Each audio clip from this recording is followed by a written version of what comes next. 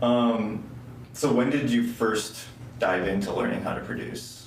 That was an event. That was an event, but that was something I did. The incident happened.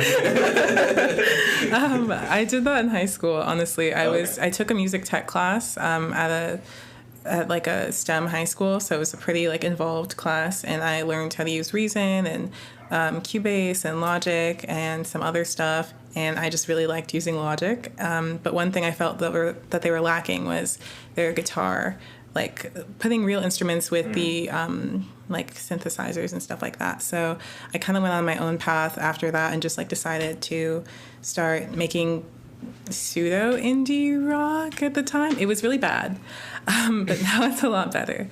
I hope. So yeah. And you learned guitar because of that? Well, no, I've been playing guitar since I was 14, and I've been playing bass since I was 15. Oh, okay. So I've been playing those for a long time. And I'm a classically trained singer, so I know those instruments pretty well. Great, yeah. And like, what was kind of your least favorite parts of like learning to produce, that whole process? Like, was it, since you have a musical background, it's like obviously there's a different way you can approach it or see things, but like how was that like, and then how did it culminate into like what you've been able to make today?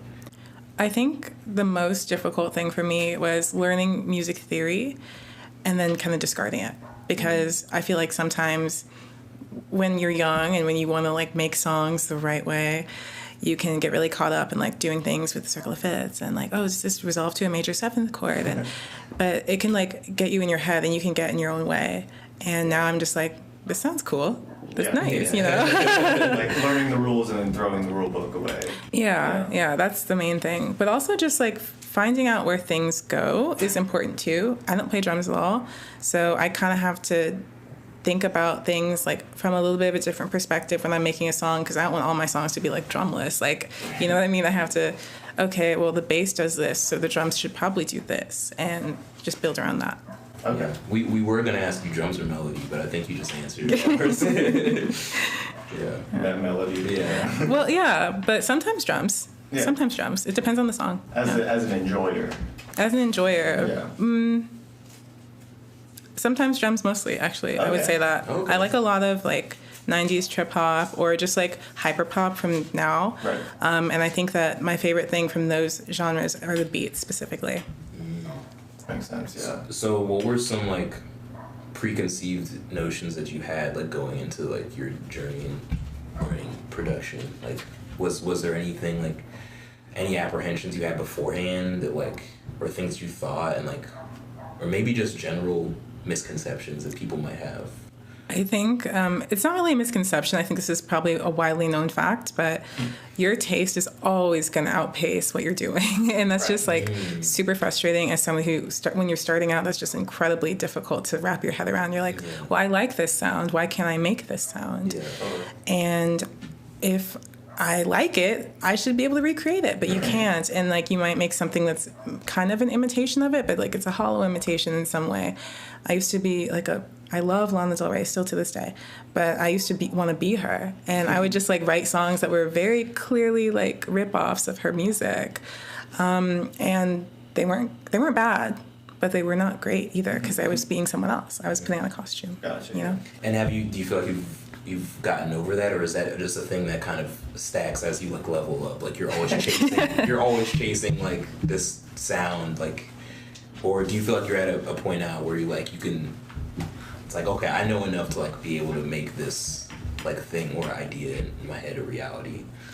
I think it can be different. So I would say like with like leveling up, you do learn how to like translate things that you hear in your head pretty quickly. But sometimes when you translate it, it's not necessarily what you think it was going to be. Like, I don't know, there'll be times when I'll make a song that I had in my head, and I'm like, this is so great, I can't wait to hear what it sounds like. And then I sing it, and I'm like, this is kind of different. Like, and that may not even be like the melody's wrong, it might just be like the placement of where it is in my voice isn't working with the key or whatever, so, you know.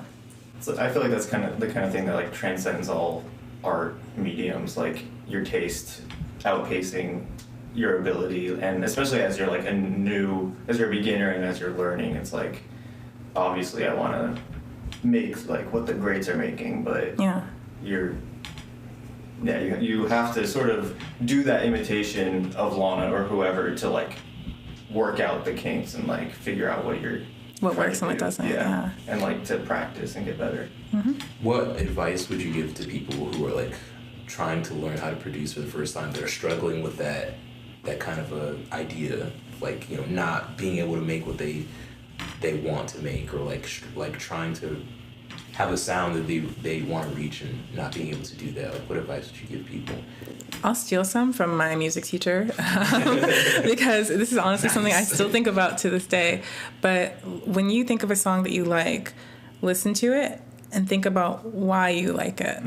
Because there's something in that song, maybe you're not realizing it from just listening to the whole thing, but there's something in it that grabbed you. Right. And you can take that and apply it to your own music, even if it's not in the same like key or the same tempo or whatever. You can take that, like maybe it's in the mode of delivery, maybe it's a cadence that the singer is using, but you can apply that to your own music and find a way to make it work. Yeah, it's nice to like engage with it on that level, like more than just being like, oh, I like it, to sort of like dive in and like dissect it a little bit. Honestly, and taking it apart too is a really big part of it. I think most people, I feel like when they, like people who don't make music or, you know, study music or anything, I feel like they listen to a song, they listen to the whole thing, and that's great. But if you listen to the bass line's doing this in this part, or the guitar's doing this here, and maybe the drums have a fill right there, it can be really interesting to just take it in a different way and hear how it was mixed and how they want to emphasize certain bits and certain words and everything.